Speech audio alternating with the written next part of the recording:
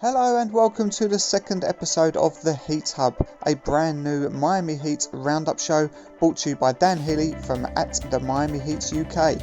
We've got 3 segments lined up for you today, so let's take a dive in and see what we've got planned. In segment 1, we're going to be talking to one of the most prolific Miami Heat writers on socials. It's Brady Hawk from the 5 Reasons Sports Network. We're going to identify 4 players from this year's free agency class and who we believe will be the best fit going forward.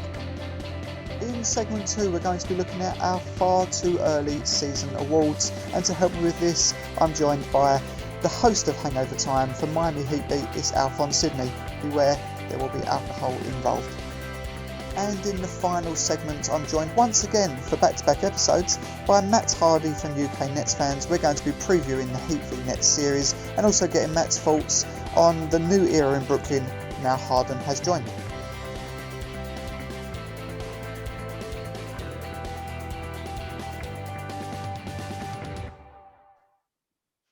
Okay, so for this segment, we are going to leave behind all the COVID issues, all what's going on in the league and what should happen going forward. We're going to leave all that behind. We're going to go and talk about now something that is a bit more fun, a bit more on-court stuff. And we all love our trade talk. We all love that. So we're going to talk here about 4 potential free agency players in this summer's class. And with me to discuss that, we're going to see who's sort of the best fit and who we would maybe go for out of these 4 that I've identified. And to chat with me about that is from 5 Reasons Sports Network, is Brady Hawk. Brady, how you doing, buddy? Doing good. Thanks for having me on. Not at all, not at all. Yeah, I mean, just quickly on your work that you do. I mean, I struggle to find anybody on this app, let alone on Miami Heat Twitter, that puts out the content that you do. How do you do it, my man? I mean, I just try to do as much as I can. I'm trying to do this writing thing for real. So just trying to do everything I can to get there. Yeah, well, it is incredible. Not only is it obviously regular, it's also very insightful. So I know Heat Twitter really appreciates you. So keep up the great work, my friend. Thank you. Appreciate that. No problem at all. Right, so let's talk about this summer's free agency class. Now, obviously, the big wow is gone. So we've got to start looking elsewhere after the Giannis pursuit ended. And I've put together 4 players that I think are not only realistic, but perhaps a good fit as well. So I'm going to go through these 4 players. We'll just do a couple of minutes on each. I want to get your thoughts on whether you think it's good, whether you think it's likely, and just give your overall likability factor on each one. And I'll sort of chip in at the end with who I think would be best out of these 4 players. So first up, a name that has been bandied about quite a bit, especially in a position that I think we need covering with, especially at the moment where we seem to not really be sure who's covering this point at number 4. So the first player up is PJ Tucker. What do you think on PJ and his fit that would work with Miami Heat? Yeah, well, I think the big thing is trying to find a 4 next to Bam. I think that's what everybody kind of talks about. And you talk about Jay Crowder leaving, getting a guy that can come in, take his place.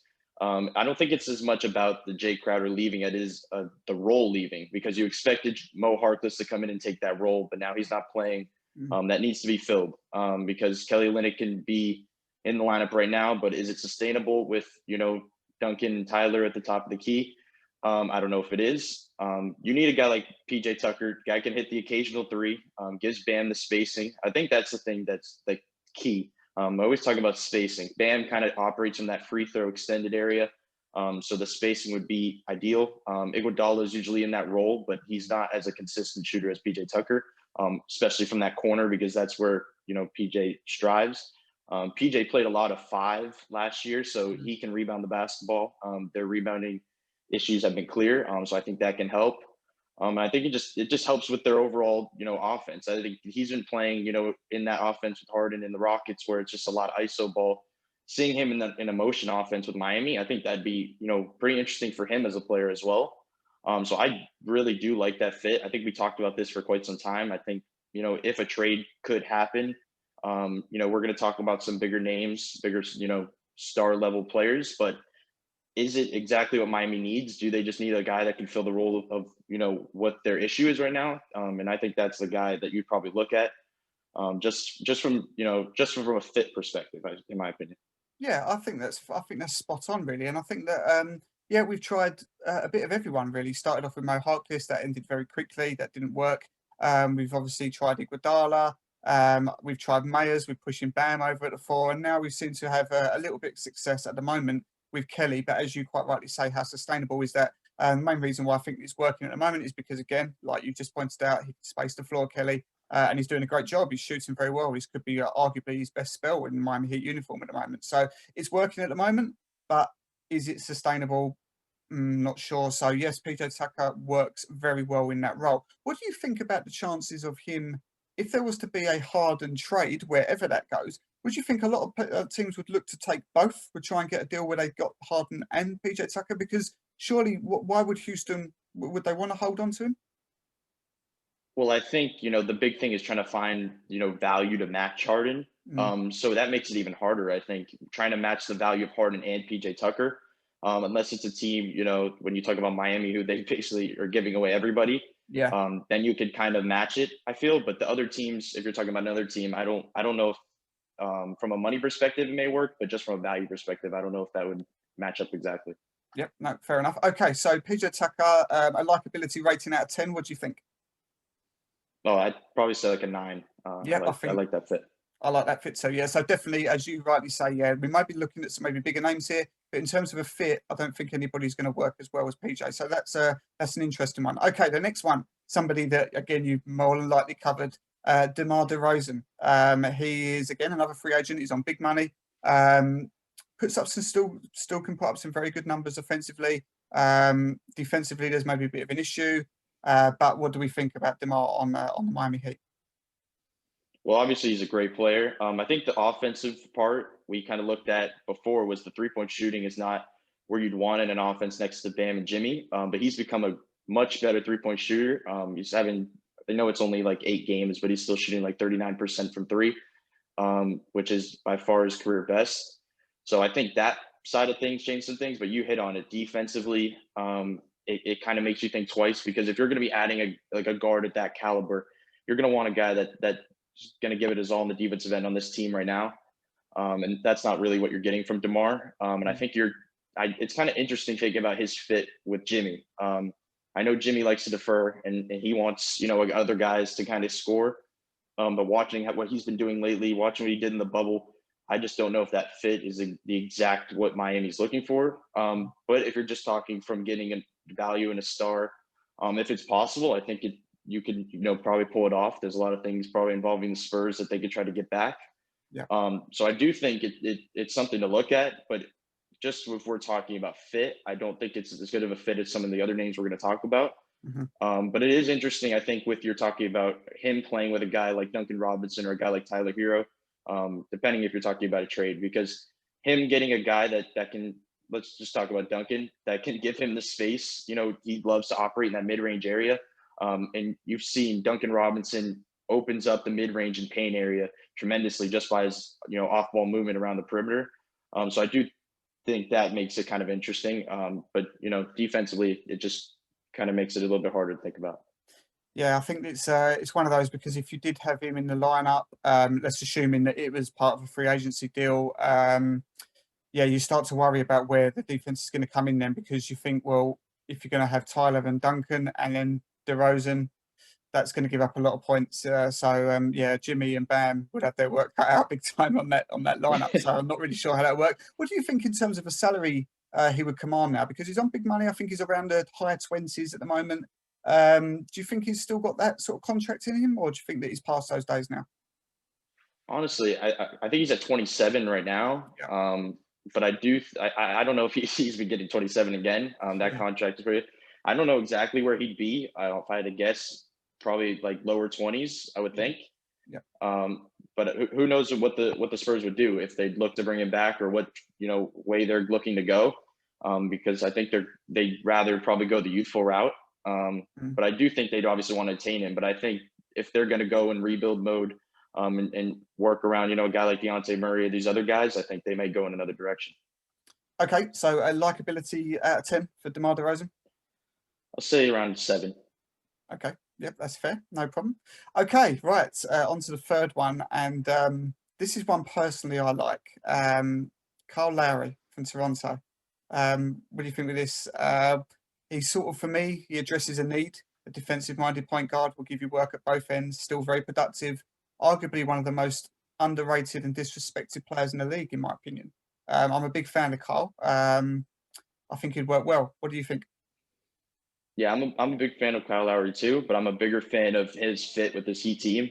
I think the big thing to start off is his relationship with Jimmy Butler. That's where everybody's going to start. Um, Jimmy Butler has a few players in the league that he just respects and things like that, and Kyle's probably at the top of that list. And you mentioned filling needs defensively is a big one, but I also think the even bigger need that you're filling is turnovers. Turnover has been a big issue. And if you get a guy like that to control your offense, you're fixing that issue pretty quickly. Because he's probably one of the most underrated. You mentioned underrated, but I think he has one of the highest IQ of Mm. running an offense, and especially in an offense, if you have a guy like Duncan Robinson running off picks and things like that, I think that fits pretty great. And he takes a lot of pressure off of Jimmy scoring the ball. In a down the stretch of a playoff game or something like that, you could rely on Kyle to kind of have the ball in his hands and give Jimmy a break, because there's a lot of times, remember last year, where Jimmy needed to be on the floor and have the ball in his hands. And I think that changes some things if you have a guy that can, like Kyle Lowry, that can take that off of him. So I do really like that fit. I think that's a name we're going to be hearing probably more and more. Mm. Especially looking at Toronto starting the season the way they did. If that continues, that's going to be a name that's going to be coming up a lot more throughout the season. Especially with you mentioned the needs. If Miami continues to struggle in these areas that Kyle is good at, and Toronto continues to struggle as a team, it's a viable option. Yep, that's very, very true. And yeah, I just think that you're absolutely spot on to say about the relationship with Jimmy. That's something that can't go sort of unsaid. And he's one of the only true leaders in this league. There's not that many leaders in the NBA, genuine, true leaders. We've already very Right. lucky to have one. Carl was another. So I think his influence, that veteran presence, but just still the fact that the guy can ball at both ends. So I really, really like that fit. Again, whoever he'll have a lot of options. I think that he's got the choice of whether or not he stays in Toronto. I'm sure they'll leave it down to him in some respects, whether or not he can re-sign, obviously, one more contract, maybe at decent money, whether he maybe returns to his hometown at Philadelphia. I think there's been a lot of talk about that. And the Miami Heat will 100% be interested, I'm sure of that. And or he could go to somewhere and get another big payday, because there's a lot of teams that would like his presence, as we say. So yeah, I'm big on that one. I give that my highest rating. I give that a 10 for me. What you saying? Yeah, I'd agree. I'd say a 9 or a 10, definitely, because I don't know if I'd put him on the PJ Tucker level, just because I like PJ Tucker fit, but I think Kyle Lowry as a player, I'd probably have to go 10. Okay, great. Okay, last one then. This is a player that Heat fans know all about. A return of Josh Richardson. Didn't really work out in Philly, but from what I've seen so far, he's been balling for the Dallas Mavericks. His shot seems to be great. I think he's improved as a player since he's left Miami, and he was a good player anyways, but I think he's actually gone up a level. So I quite like the idea of this. Again, it addresses a need. He's always been a good defender, good 3-and-D player. What do we think about Josh returning? I mean, everybody, all Heat fans love him as a person. First of all, just the stuff he did on this team. And you did mention it, he's been improving. And even Spoelstra before that game against Dallas was talking very highly of him, talking about his two-way abilities, that he's continuing to improve, and all that. And I definitely do see that. I do think, I don't know where his role would be on this team. Now, when you're talking about the guards on this team, there's just so many that I don't know exactly where he would fit in. Especially, what would the fit look like next to a guy like Tyler Hero if that's the way they would go. And I also think it doesn't help their turnover issue. He's a guy that was kind of careless with the ball. So I think that kind of hurts them in that area. But obviously adding a defender, any type of, point of attack defender is going to be helpful. So I definitely think it would be something they would look at. They know the guy, they like the guy. It was one of those situations where you're going to get the whale and they were going to get Jimmy Butler. Yeah. And if that didn't happen, Josh Richardson was going to be a part of their long-term plan. So I think that he's definitely somebody that they're aware of and they keep track of. It's just the part of, what we keep talking about, the fit is Yeah. what would the fit look like on this current team? Yeah. Okay, that's fair. And again, Quite a friendly contract. I think Miami sort of dealt that contract nicely. There's some good value there. Would you think he would command a bit more when he re-signs wherever he may go? I would think. I don't know if Miami would give him that much more though. I feel like it would be, we mentioned before, like a different team. I feel like that could, use a guy and use, we see a lot of times where a player like Josh Richardson gets a decent contract for a role much bigger than he's used to. And I feel like that's a situation that could happen. Yeah. Okay. So finally, then, a likability rating on Josh. I'll say in the same level of DeRozan. I'll say around a 7. Okay. Yep. I'd agree with that. I'll say a 7 as well. So let's rank them. You do yours and then I'll do mine. So in priority, if it was only down to Brady Hawk, who are we bringing in terms of 1, 2, 3, and 4? Those 4 players. Yeah, I'll say 1, definitely Kyle Lowry. As I mentioned, just the fit and the relationship and him as a player. 2, just straightly off of fit, I think PJ Tucker, because just the need that they have right now is so clear. They have a 9-man rotation right now, but if you find a 4 next to Bam, that cleans a lot of things up. 3, I'll probably say Josh Richardson, honestly. I think if you're going to bring a guy in, a guard, I think it's got to be a defensive-minded one. Even though I mentioned, kind of contributing to some of the other issues, any type of point of attack defense at this moment is going to be helpful. And then for DeMar DeRozan, I just think, at his age with the fit, I don't, necessarily love it as much as, a guy like Kyle Lowry. But I do think if you're looking at getting pressure off of Jimmy Butler, a guy that can score the basketball, I think it's somebody to look at. Well, Brady, we are aligned. That is exactly the order that I had. So I'm very pleased that I am I'm in the same sort of thought process as somebody who studies the game so well. So that's fantastic. Great to have you on. I'd love to be able to, at some point during the season, talk to you on my podcast, Heating Up the UK, where we have a bit more time. When we know a bit more about what's going on with this season, of course, that'd be great. But for now, where can everybody find you, my man? Twitter at Brady Hawk 305, and always posting articles on the 5freedomsports.com. Absolutely. Brilliant. Brady, thanks for your time, and we'll see you soon, mate. All right, thanks for having me on.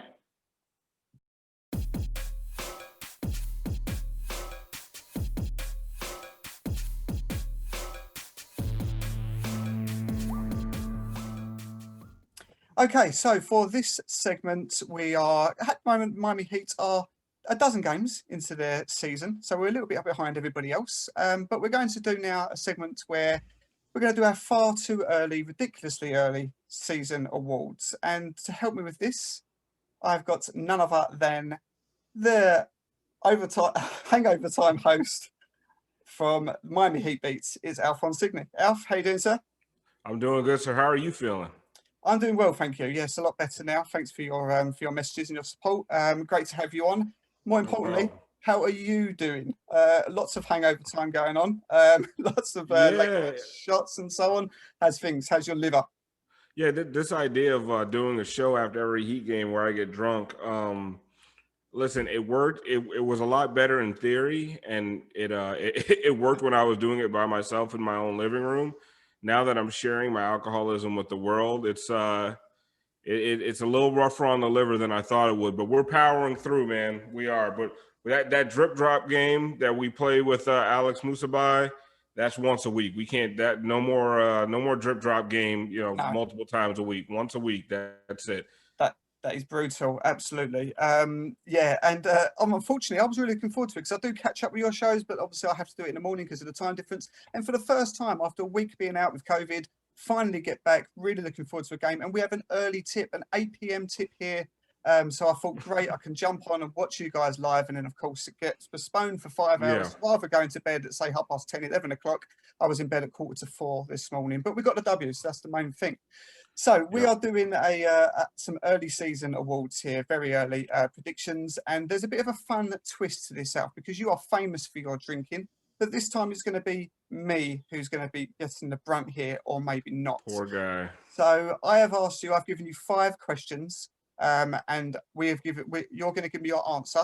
I have already done my answers, and if we align, then we're fine. But if we don't, if we have different answers, then I have got to do a shot. So I have my Smirnoff vodka here, it's ready to go. Hopefully, I won't get too bang into this. But when I mention this idea to you, your response was, "I'm going to get you effed up." So, Yes. so let's see how we get on. So, Alf, have you got your? Are you ready for this? So, have you got your answers ready? No, I'm gonna make them up as I go along. You're going to wing it. Okay. Exactly. It's probably gonna be Mo Harkless for everything, just to make sure you get fucked up. Oh So, man. Right. Okay. Right. The first question then, Alf, is who has been Miami's best player so far? you want the real answer or the? Yes, please. Okay. I don't want a real answer. But I think it's gonna be different than what you think. Okay. And because some of the numbers haven't been gaudy. I think the best, most consistent player they've had all season is Duncan Robinson.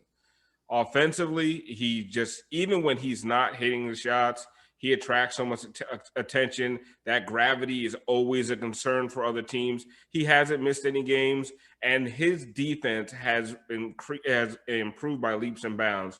And it's not just a one-on-one defense where he still struggles. He's doing a lot of help defense, helping on bigs. He's using that size of his. He's also distributing, getting to the basket a little bit more. We've seen a couple of dunks out of him. He's been driving the lane, throwing some lobs to Precious and Bam. I just feel like overall he has been their best and most consistent player, and a lot of it just has to do with availability. Yeah, that's it is a fair one, and I think that there's a few here that it's actually a difficult question because nobody's sort of done anything big for Miami yet. Everybody's sort of plodded along. We've had a few good games, a few bad games, a few bad starts, and then they got better. So there was many to consider here. There was probably 3 or 4 that you could said, okay, yeah, fair enough, without there actually being a genuine. There's nobody that's sort of run this out the park and said they're the best. Anybody can be argued for or against at this point. Except for Mo Harkless. Yes, thank you. Well, I'm pleased you didn't do Mo. But anyway, we are not aligned, unfortunately. I have gone for Bam Adebayo. I'm a bit surprised you didn't choose Bam after your sort of beef this afternoon with him. It wasn't a beef. I think for people who didn't see, I posted a video last night. And one thing I want everyone to understand is you're never going to get the fanboy stuff from me. I'm going to rip players when they deserve it. I'm going to praise them when they deserve it. I've been ripping Kendrick Nunn all year. Yesterday, he got nothing but praise from me. I mean, except for one really stupid shot he took at the end of the game. But I'm going to call out that shot. I'm also going to call out when he does good things.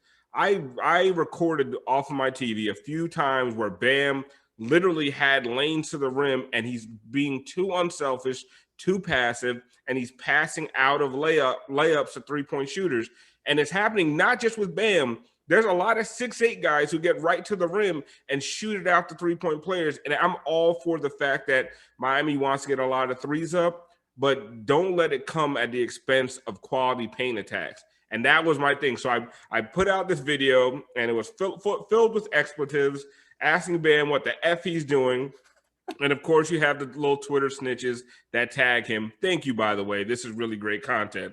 And then Bam put the crying, laughing face and the upside-down smile, which to me, like a lot of people are like, oh, Bam called you out. No, Bam was laughing because he thought the video was funny, and the upside-down smile was like, yeah, but you're right. That was a dumbass play by me. So it's a win-win situation.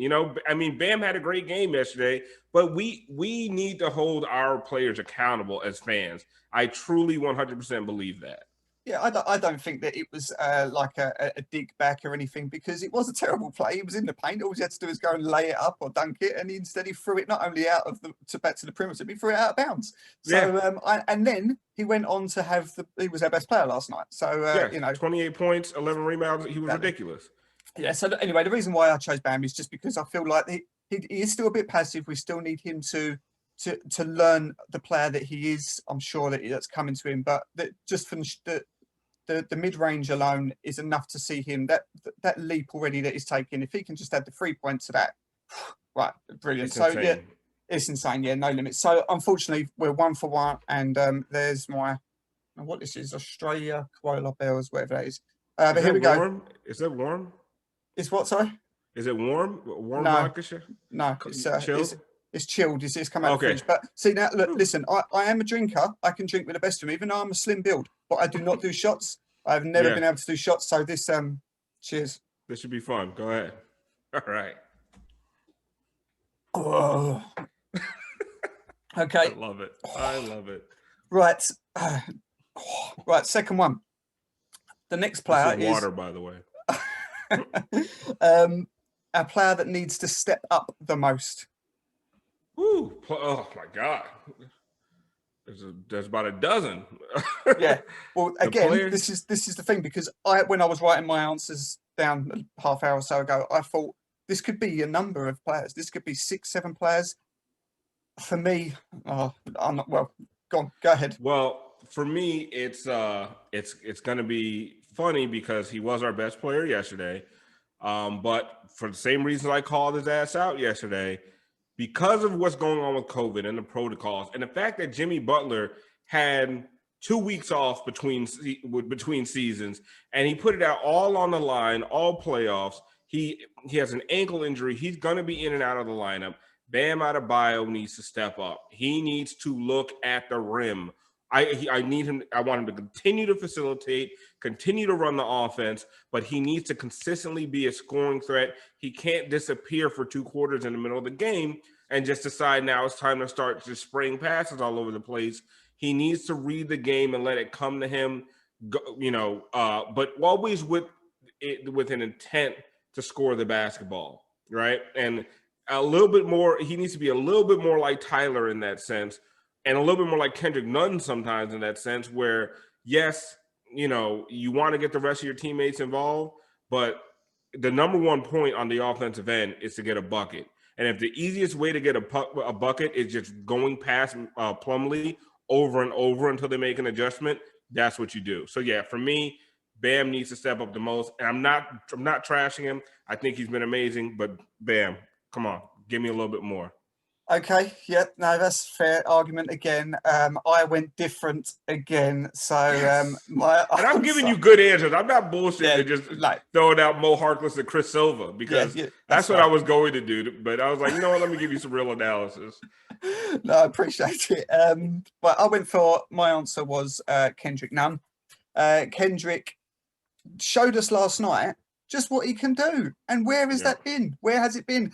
When you looked at last season, especially the start of last season, he was averaging, for the first month, he was averaging something like mid-20s in the game. Now, Rookie of the Month, I think a record 4 times, obviously runner-up to Ja Morant, and then just fell off a cliff. And he has been useless. He has been taken over in 10th man by Gabe Vincent. That's how bad he's been, no disrespect to Gabe. But last night, he got his chance. The first couple went in, and suddenly the momentum, the confidence came back. And when he's in that form, he's such an offensive threat because he very rarely misses. Once he gets into that mid-range floaters, that is his bread and butter, you just think, come on, if you can give us 15 points a game, which is what he was doing last season, in a COVID disruptive season, we will be looking at a much better record than we are now. So Kendrick, step up, show us what you can do, please. And thank you for a second shot. So here we go. Oh God, I'm not going to be quite spiteful that time. Right, here we go. Cheers. I'll drink my water again. Oh, right.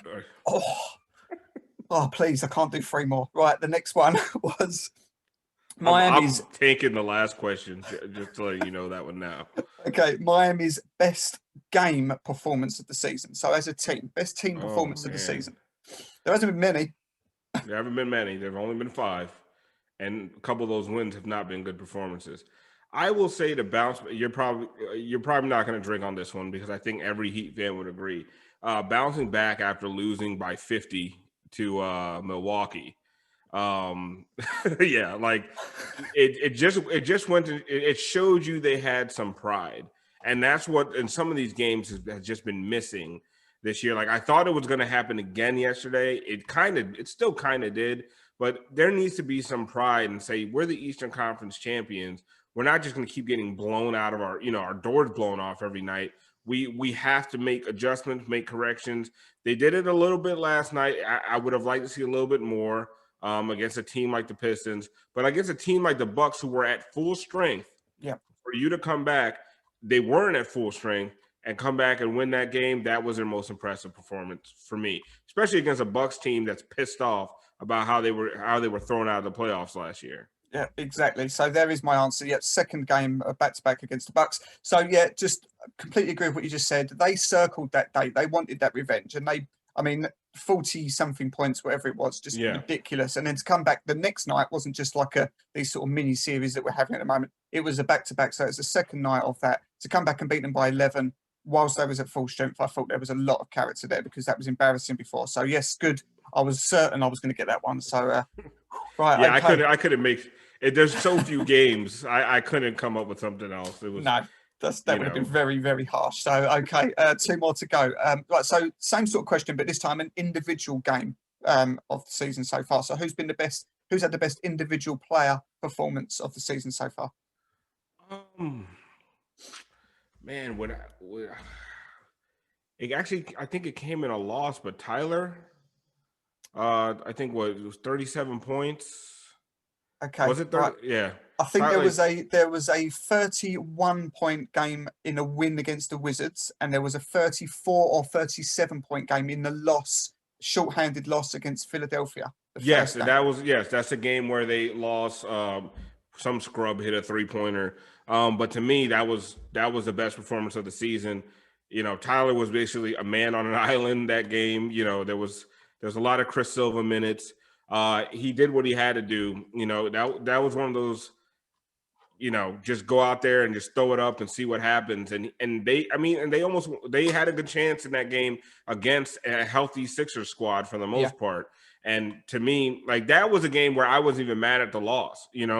That was like, they showed pride. So there are these games, there's games that I've watched that they've lost that I've been happy about the performance. And there's games like last night or the game where they barely beat a depleted Wizard squad where I haven't been happy with the performances. So even in a loss, to me, that performance by Tyler was probably the best of the season. Okay. I also went for a Tyler Hero performance, but I went for the other one, the win against the Wizards. And the reason being, even though the Wizards were ridiculously short-handed in that game, I think we had Butler out, if I remember rightly, and Tyler was just starting to come into a bit of criticism. I think he had a 9-point game, very ineffective game the night before, and there was a lot of people already writing off this point guard role and saying, that's that experiment done, etc. And then he would bounce back after that in a game where we didn't have Butler. I'm pretty sure we didn't have Butler. So a lot of the offense was going to be going through him, and we needed him to step up. And he hit a 31-point game. I think that was the first game Avery Bradley started, which to me is what they have to do when Jimmy isn't playing. That's right. So I thought that he answered a few critics there, and then backed it up again with the second game that you just said. Obviously, 34, 37 points, whatever it was against the Sixers. And then obviously we haven't seen him since because of this neck injury. But that was my one. So I went for the one before that. So Tyler Hero, I'll tell you what I'm going to do, because otherwise I'm going to get battered. I'm going to do a half shot for that. Because we was on the right lines, just not the right game. Okay, all right. Cheers. I'll give you that one. Need some help. Final question. I'm taking this one. Okay, right. So this is the NBA. Oh dear, the NBA's surprise team of the season so far. The surprise team of the season so far. I know I should say the Phoenix Suns, but I'm not going to say the Phoenix Suns. Maybe I should say the Phoenix Suns. I'm going to say, and this is not really, it goes against some of the conventional wisdom, but the Brooklyn Nets, because of the trade. I mean, the fact that we went from fearing a Kevin Durant, Kyrie Irving pairing to now you're fearing maybe the most potent big three offensively we've ever seen, right? And this is going back to the big three Heat. Now, the big three Heat had 3 guys that could score and defend, but I don't know if you're just talking about pure scoring, if the big three Heat were as good on the offensive side as this current big three. Now, we'll see how this actually plays out, because there's one ball. They can't stop anybody. They have no size. DeAndre Jordan is done. Like, he kaput, washed. They probably should make some kind of move for a big man. Mm-hmm. But when you have that much talent on the floor, it's hard to be bad. Now, are you able to take that talent and get over the hump? Is that locker room going to be a problem? no disrespect to the mental health experts, but I've said there's a lot of weirdo factor in that locker room. Yeah, that's and right. Yeah. The weirdo factor might derail this team. But to me, I did not expect to have to contend with a big three of this sort in the East this year, and here we have it. Yeah, it is. It's going to be a strange one because it could just as easily go car crash. It could go car crash as quickly as this week. We just never know what's going to happen in that locker room. But as you rightly say, it doesn't matter about the defense because they'll just outscore whoever they come up against. It doesn't matter. They'll win the game 149, 148. They'll win. So a ridiculous threat. Yeah, I've not gone for the Nets. I've only gone for this team based on record, and that's the New York Knicks. That's only because I've only been following the NBA for 5 years, so I'm new to this sport. And I've never seen the Knicks anything higher than about 13th ever. So because the fact that nobody under 30 is familiar with a good Knicks team, so it's not. It has nothing to do with how recently you started watching basketball. Yeah. So the fact that they're somewhere in the playoffs at the moment, I don't even know. I still don't even think it's a 500 record, but they're up there. New York, well done. And they're like first in every defensive category, which is new. How you feeling? I'm ready for bed, I think. I certainly can do your job, man. That's for sure. Okay. Now, if you were me, you have about another 45 minutes of this. Just keep going. No. Keep going. No. Well, good luck to you for the season. For everybody that doesn't know, and I'm sure they'll do, but where can everybody find both yourself and Miami Heat Beat? For me on Twitter, you can find me at Alf954. On Instagram, I think it's at Alphonse _Sidney _ I think. I don't know. I don't pay attention that much. But you can find Miami Heat Beat at MIA Heat Beat. You can find Hangover Time after every game at the buzzer on the Miami Heat Beat Twitch channel. That's twitch.tv/MIA Heat Beat. If you can't catch it there, you can do what you do is go on YouTube and watch the replay. The replay goes up right after we're done. But you just can't interact in the live chat. So there's two ways to watch. It's a lot of fun. What I tell everybody is, I've always, as soon as a Heat game is over and it's a loss, I shut my TV off and I don't watch SportsCenter for 2 days. I get pissed off. One thing Hangover Time is great at is having you laugh and enjoy yourself even after a Heat loss, because we're having a good time. Grab a drink, have a good time with us, get in the chat. We talk a bunch of crap. We make fun of each other. It's just overall a good time. Also, follow at Light Skin Ops on Twitter, at Light Skin Opinions on Instagram, Light Skin Opinions. We have our own YouTube channel now, so check it out. Go subscribe. We'll also be doing a show called LSO Sports that will stream live on the Miami Heat Beat Twitch channel. I have way, way too much going on. Is what's going on. I'm streaming 19 times a week. I don't know how everyone's not sick of me yet, but for some reason you're not. So thank you everyone who's been tuning in. The show so far has been an amazing success. We've had Izzy Gutierrez, George Sedano, Chris Cody, Ryan Cortez. We'll have Amber from the 790 morning show on tomorrow's game. So it's been great. It's been fun. I'm having the time of my life. So check us out. Brilliant, absolutely brilliant. Yeah, and thank you for all you do, all of you, for us fans, because it is a great watch. It really is just like sitting around, chilling with your mates, just talking rubbish. Basically, it's great fun. So even though I don't get up in time, obviously for the Hangover show post game, I'm normally always there for the pre-game shows in the chat. So yeah, the pre-game shows are amazing and fun too. So exactly, it goes off on a tangent. Let me say that. So it is good fun. So Alf, really appreciate you joining me. I'm going to bed. See you soon, guys. All right.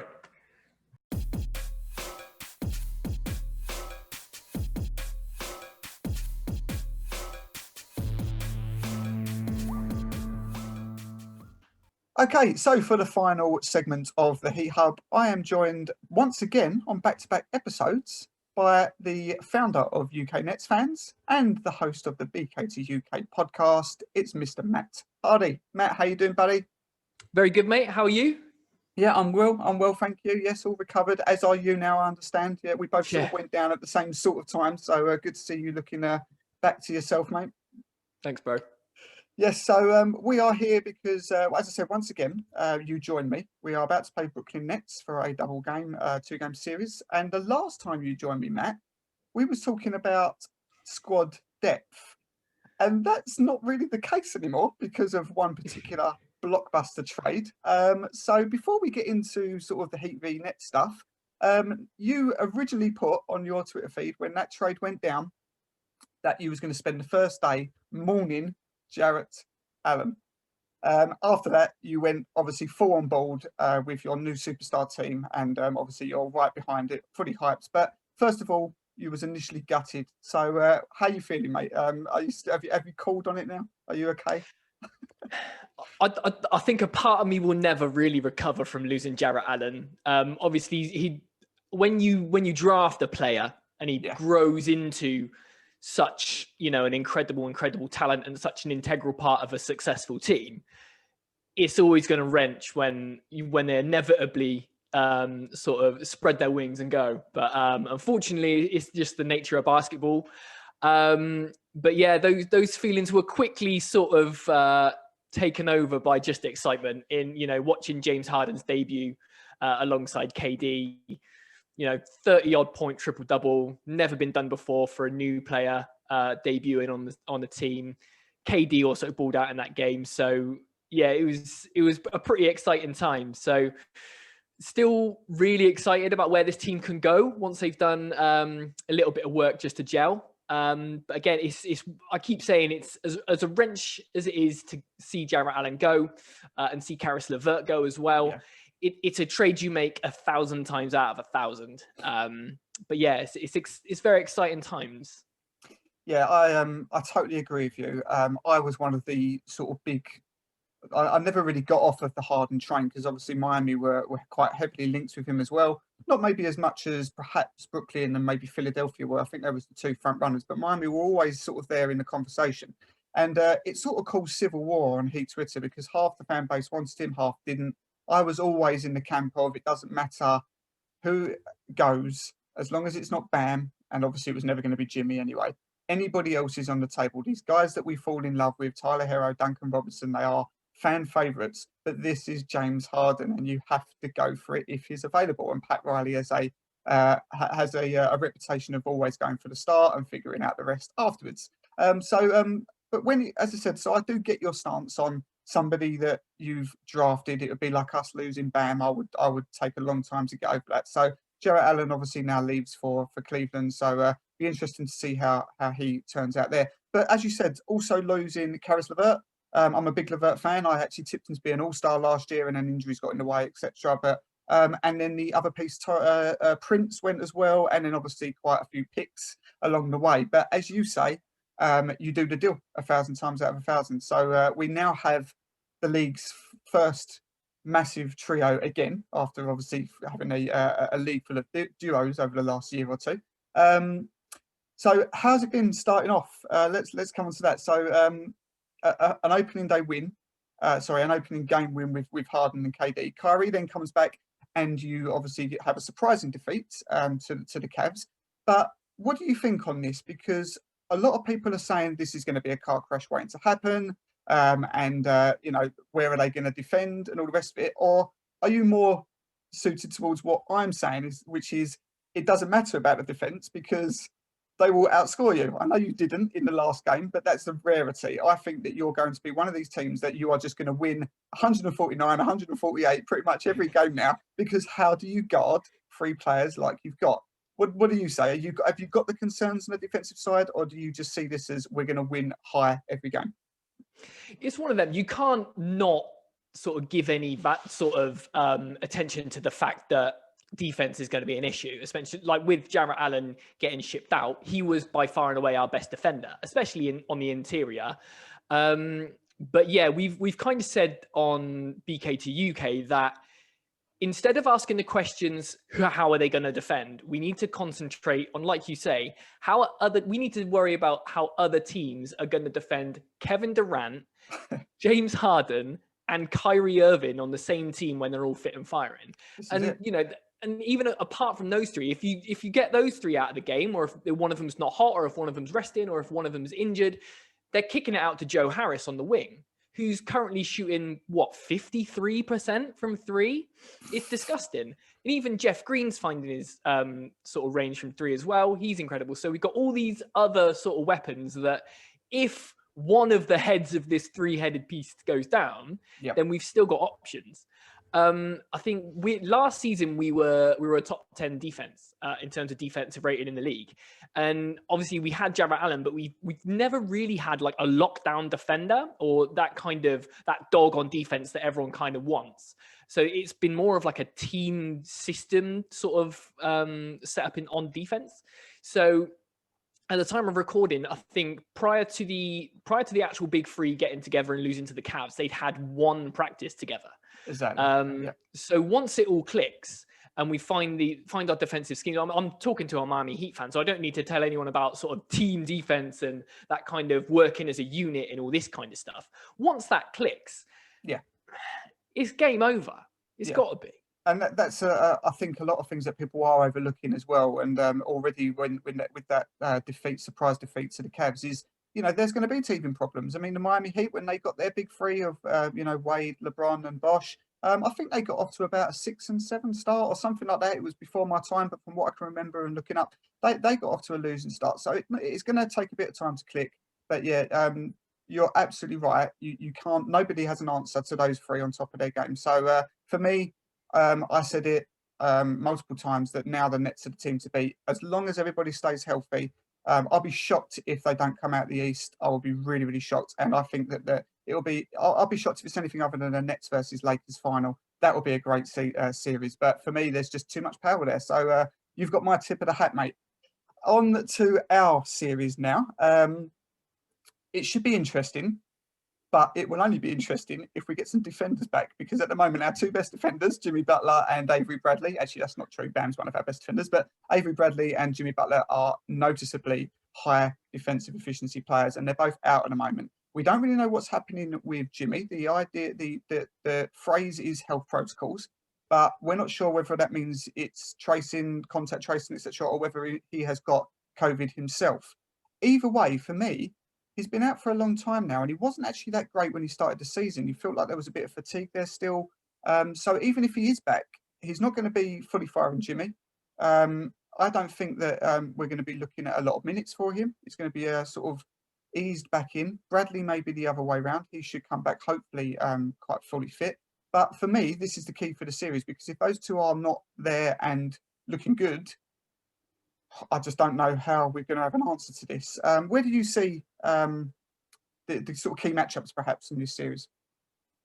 Yeah, I think it's a really interesting series. I think a little mini series that we're going to have, because sort of we're slightly above 500, you're slightly below 500. They're both games are in Brooklyn, and we're set at the moment. We're 7-4 at home, whereas you guys are. I think you're 500 on the road. Both of us, it's the first game of the series we're both going to be on a second game of a back-to-back, so it's actually really, really level pegging. But yeah, I think this is a really, really interesting clash between depth versus stars, because I know you've got no Jimmy, no Avery Bradley. I think Goran and Tyler Hero back. I'm not sure if they're going to be back for the game. Goran's fine. We're hoping that Hero, who's been out the last 3 or 4 games with neck spasms, he is questionable for tonight's game against the Raptors, which would, of course, have happened by the time this goes live at the weekend. But I would expect, if he's not back for the Toronto game, he should almost definitely be back for for this series coming up. But Goran's fine. Cool. Well, hopefully for their sake, they'll be all back. But I think you've currently got sort of 8 or 9 players averaging double digits, whereas in scoring, whereas the Nets only have 4. We did have 2 more, but we traded them away. So it's sort of, whereas the Heat again play this team system where everyone kind of shares the ball and gets involved. The Nets have got these 3 players that can score 50. Yes. Any given opportunity. So it really is a roll of the dice just to see how this could go. Looking at the stats, you've got the 22nd ranked defense in the league, which for a team that's so offensively minded as this Nets team are going to be, is going to be a problem. Yeah. However, 21st in the league is us. So our defense is right there. So, you know, we kind of live by the 3, die by the 3. If our shots aren't falling and your guys' shots are falling, then it could be ugly for the Nets. I'm not saying this to be polite just because I'm on your show, but I think we split the series. I think it's going to take. We could just as easily have a historic night from the big 3 as we could absolutely collapse on defense again. So yeah, it's a tricky one to call, but I'm saying we split it. Man, I will snatch anybody's hand off for a split 100%. That'd be great. I would love that. I think that I'm not very keen on the fact that Kevin Durant's rested tonight, so he'll be fully fit for our game. That when I read that a couple of hours ago, I was like, oh great, okay, so that'll be an issue. I think that Bam is maybe a key to this if we're going to have any success, because he should feast if he's playing at centre against DeAndre Jordan. And I think Duncan Robinson's going to have an important role to play, because he should get a bit of a good look against you guys. So if they're dropping, and at the moment he is on fire, if they're dropping, it gives us half a chance. But yeah, it'll be an interesting series, and I think I would as I said, I would 100% take a split in that. So let's see then. So what do we think then? Let's just come back to Brooklyn in a minute. You've heard my predictions. What from a guy who is obviously follows them through thick and thin, watches every game, are we going to get here commitment from Matt Hardy, UK Nets fans? Are you coming out the East? Are you winning the NBA this year? See, I love this team. I'm pro this team. I will never say anything bad about this team. I'm team positive, but I'm also a realist. So with all the fantastic teams that are in the East, and coronavirus still running wild in America, anything could happen. So I've never said, in terms of stand-ins, I'm saying we get home court, or whatever home court looks like in this year. And I say we make it to the Eastern Conference Finals. I think a series against Boston would be really, really great, just in terms of like matchups and stuff. I think that would be a really, really entertaining series. Part of me would love to beat Boston in the finals in the conference finals as well. That would be great. If it all clicks, then there is no reason why we can't make the finals and potentially win. But I'm just sort of touching all the wood I can. Listen. But yeah, we've definitely got the talent to do it. It's just a case of it all gelling together. Yeah, listen, I think that this year, the regular season is going to be sort of as uncompetitive as it gets, really. Everyone's just going to be tiptoeing around. It's going to be, look, just get what you can. No one's really going to care even about seeding. Seeding means nothing really this year, just like in the bubble. Home court is not really going to be an issue. So I said in my rankings in the last episode of Heat Hub, I actually had the Nets down at number 5, and a lot of people raised their eyebrows, and I just said, look, the Nets aren't going to care where they seed. Nobody is going to want the Nets. Because when it goes to playoff time, the intensity pushes up. Suddenly you shift your gears up 3 or 4 times, and you come out the East. That's what I said. I went, the Nets will seed relatively low, in my opinion, but they will come out the East because of the power that you've got. And that's before Harden came along. So I'm sticking with that. So Matt, great to talk to you. Thank you very much. We'll see how it comes out. We're both saying a 1-1 split. I'll take that all day long. Before you go, mate, where can everybody find you and your great work? Thanks, mate. Well, thanks for having me first and foremost. You can get me on Twitter and on Instagram at UK Nets Fans. As you've alluded to, we also run a podcast called BK to UK, the British Brooklyn Nets podcast. That is available absolutely everywhere where you listen to podcasts. And we also video our episodes and release them on YouTube. So if you search for UK Nets Fans on YouTube, give us a subscribe, and join me, Cammy, and Aidan as we chat about all things Brooklyn Nets. Yeah, 100%. There are many, many great UK representatives of their teams, obviously over this side of the pond, but there aren't that many that are quite as elite as Matt's UK Nets Fans account. So please give them a follow. They're great stuff. So hopefully we'll have a 1-1 split, or even better. Who knows? But for now, that'll be it for this week's episode, guys. And we'll see you in a couple of weeks when we get some more content out somewhere. Thanks very much.